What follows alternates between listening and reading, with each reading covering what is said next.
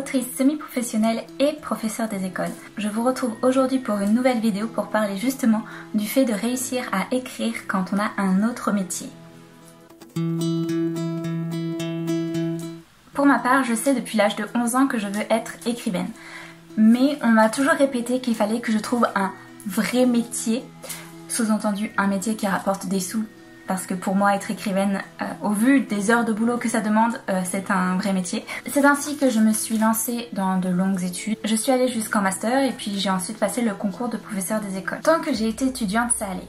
Je réussissais à trouver du temps pour écrire entre 2 dissertations, même si ce n'était pas très régulier. Quand j'ai commencé à travailler, ça a été une autre histoire. Ma première année en tant que professeur, je n'ai pas écrit une ligne. Impossible, malgré les mythes qui persistent. Le métier de prof est très prenant, surtout quand on débute. Je finissais généralement mes journées vers 23h minuit.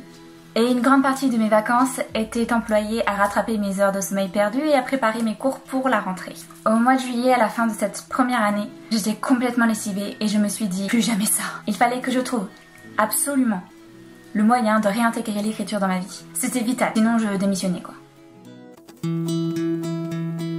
La solution s'est présentée à moi tout à fait par hasard. J'ai regardé une vidéo de Marie Vareuil, qui a une chaîne YouTube qui s'appelle Marie lit en pyjama, je vous mets le lien en barre d'infos, où elle expliquait son parcours. Comment justement elle avait petit à petit réussi à trouver du temps pour écrire malgré son travail dans une entreprise, jusqu'à devenir autrice professionnelle. Et c'est tout bête, on lui avait offert un livre, Miracle Morning d'Hal Elrod. Un livre de développement personnel qui donne des conseils pour réussir à trouver du temps pour soi. Je me suis ruée sur ce bouquin et je l'ai lu d'une traite, en une journée.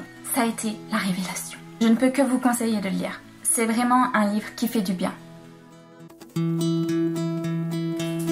À partir de là, j'ai commencé à appliquer le Miracle Morning. Cela consiste à se lever 1 heure plus tôt que son heure habituelle pour prendre un temps rien que pour soi. On peut méditer, faire du sport, lire ou écrire. Vraiment, ça a changé ma vie. Je me suis découverte hyper productive. Ça a instauré une régularité dans l'écriture que je n'avais pas avant, puisque je le faisais quand j'avais le temps. Avec cette méthode, j'écrivais tous les jours. Pendant 1 heure, j'ai pu avancer comme jamais je ne l'avais fait sur mes manuscrits. Je sais, l'idée de se lever encore plus tôt peut paraître rebutante. J'étais pas trop emballée non plus au début, surtout que j'adore dormir. Mais je vous assure que c'est faisable et même ça devient indispensable. Aujourd'hui, je ne pourrais plus envisager de faire autrement. Je me lève certes plus tôt, environ vers 6h du matin, même si ça m'est déjà arrivé de me lever à 5h mais plus rarement.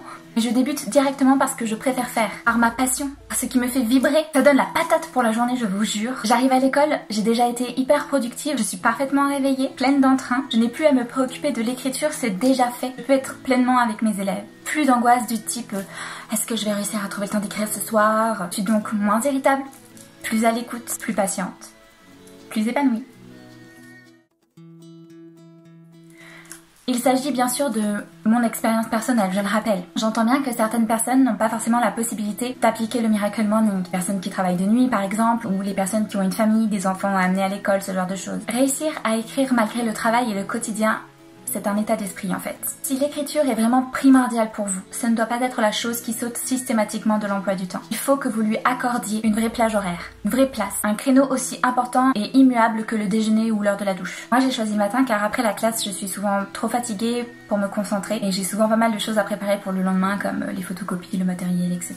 Mais si vous arrivez à vous caler un créneau à 21h quand les enfants sont couchés, c'est très bien. Le seul souci c'est qu'en mettant l'écriture en dernier dans l'emploi du temps, il y a toujours le risque qu'un imprévu ou un gros coup de fatigue le fasse sauter malgré notre volonté. L'avantage de le mettre en tout premier, c'est qu'on est vraiment sûr que ce soit fait. C'est toujours une question d'équilibre. Il faut aussi savoir faire preuve de souplesse. Être trop strict ou trop rigide avec soi-même ne mène à rien. Généralement, la dernière semaine avant les vacances, je ne fais pas de Miracle Morning. Parce que les levées tôt et les journées de travail se sont accumulées depuis des semaines et que généralement je suis trop crevée. Mais ce n'est pas un drame, parce que je sais qu'à la rentrée, je reprendrai le rythme. Je précise quand même, je ne fais pas le Miracle Morning pendant les vacances. Ou alors le réveil sonne à 9h, mais pas avant.